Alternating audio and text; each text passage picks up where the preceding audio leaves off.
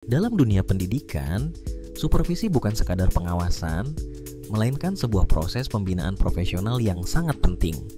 Sebagai guru, saya merasakan betapa vitalnya dukungan ini untuk meningkatkan kualitas pembelajaran. Dalam supervisi, saya berperan ganda, sebagai objek yang dibina, dan juga sebagai pelaku saat membantu rekan sejawat. Tujuan utama supervisi adalah untuk memperbaiki metode dan strategi mengajar. Ini bukan hanya tentang penilaian, tetapi tentang pengembangan berkelanjutan. Saya belajar untuk lebih inovatif dan reflektif, menyadari bahwa setiap langkah kecil membawa dampak besar bagi siswa. Prinsipnya jelas, supervisi harus bersifat membina, dengan sikap suportif dan penghargaan. Dengan cara ini, kita semua bisa tumbuh dan berkembang bersama dalam profesi yang mulia ini. Sebagai seorang guru, saya menyadari betapa pentingnya peran saya dalam supervisi pendidikan.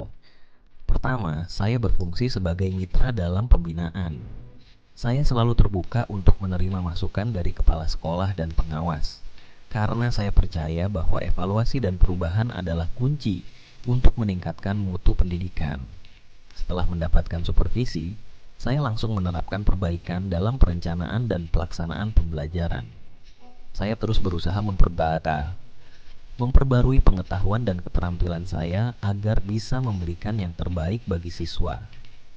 Di dalam kelas, saya berperan sebagai pemimpin pembelajaran.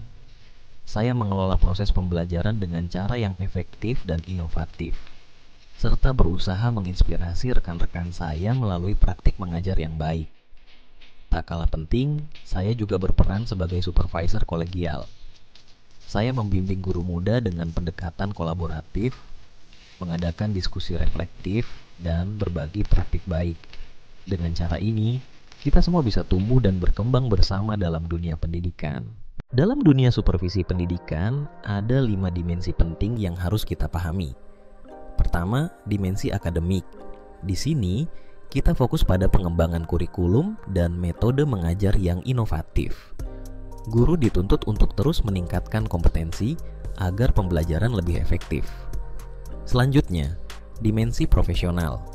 Ini berkaitan dengan pengembangan karier guru, di mana kita harus menjadi lebih reflektif dan etis dalam mengajar. Profesionalisme adalah kunci untuk menciptakan lingkungan belajar yang berkualitas. Kemudian ada dimensi sosial.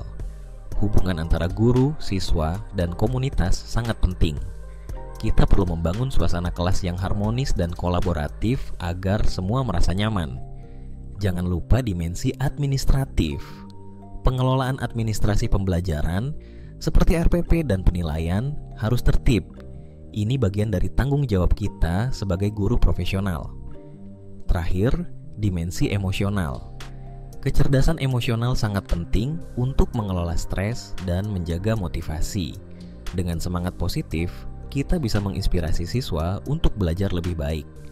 Semua dimensi ini saling terkait dan membentuk fondasi supervisi pendidikan yang efektif. Supervisi itu lebih dari sekadar mengawasi.